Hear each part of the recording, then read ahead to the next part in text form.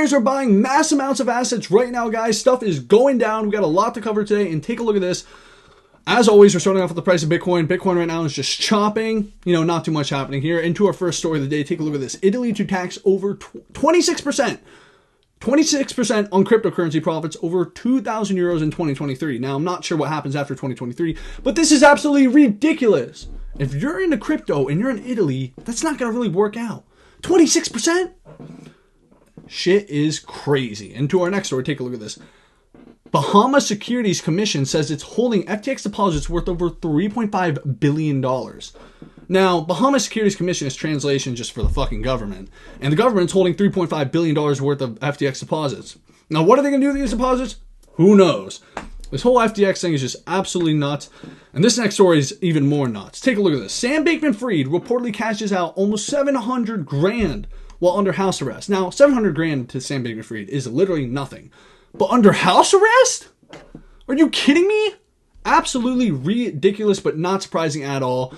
This guy has millions and millions of dollars just sitting offshore. He's got a ton of bread, but it's ridiculous how this guy, his life probably didn't change that much. Think about it.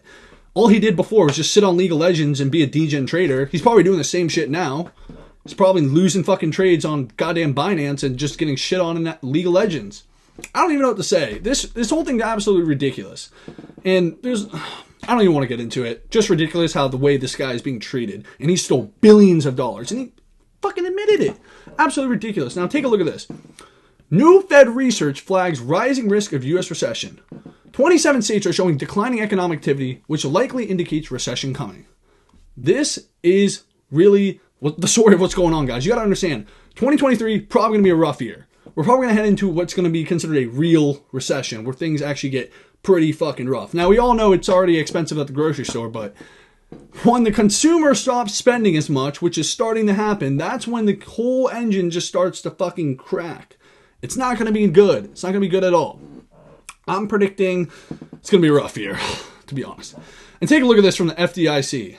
A quote from this guy in the meeting. He said this: "I do think it's hard to get a lot of demand for transparency right now in this sort of period of peacetime, but that is going to flip. And it's going to flip faster than when we saw it in 2008. As Wall Street Silver says, there's a translation for this is way worse than 2008.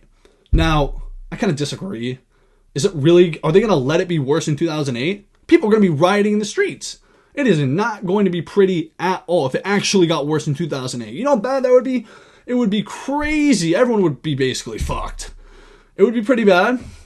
And the reality is they're not going to let that happen. These politicians, they want to stay in office. If everyone's mad, they're not going to get reelected. So what they're going to end up doing is just injecting a record amount of liquidity and saving the system before it gets to that point.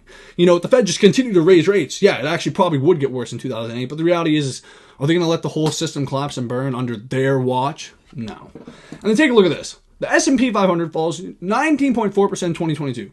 The worst year since the 2008 financial crisis. It's been a rough year for the stock market. Really rough year for crypto. And guess what that means? It means if you're still here now and you have cash flow coming in, it means you can buy assets for dumb cheap. The reality is number will go up again. In 2025, I think we're going to be a raging bull market again. I think it's going to get absolutely nuts. And the reality is it's about what you do in these times. It's not about buying the fucking top and someone dumping the bags on you. It's about buying the bottom when nobody wants to invest. Investor sentiment is so low. Nobody wants to touch crypto. Nobody wants to touch anything. Your average person who's calling your phone in 2021 and talking about crypto, bruh, they are not touching this shit right now. And this is the time you need to load up. So when the pump comes, you're not buying the fucking top. You're not buying nobody's bags. They're buying your bags. And take a look at this. From a billionaire investor, we are entering the best real estate market opportunity since 2008. As we know, the real estate market has come down. Mortgage rates have just gone boom, boom, boom. And the housing market is going to absolutely crash. That's what I think. Maybe I'm wrong. We'll see. But the reality is pretty much everything across the board is cheap. Billionaires, guys like Warren Buffett are just absolutely sweeping the floor on everything. They're buying up companies. They're buying this. They're buying that. Because they know this is the time. You got to buy when the streets are bloody. That is the time to take action. And yeah, a lot of rich people are just about to get even more richer because they're just going to be sweeping the floor, while people who don't have cash or getting laid off because the unemployment rate's about to skyrocket, they're not going to be buying assets. So if you can acquire assets during this time, that's a really good thing. You got to stay hustling, guys. Keep getting the cash flow in, stay hustling, stay grinding, no matter what, no matter where you are. We're all in this together. We're all in this bear market. Everyone's in the same situation. You know, billionaire, broke person, you know, economy's the same for both of us. Lives are pretty different because, you know, they're a billionaire. But yeah, we all got to hustle. We all got to do our thing.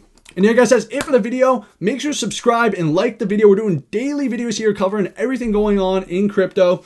And leave a comment. Let me know what you think. And go follow me on my Twitter. Please go follow me on my Twitter and all my socials. And yeah, thank you for watching.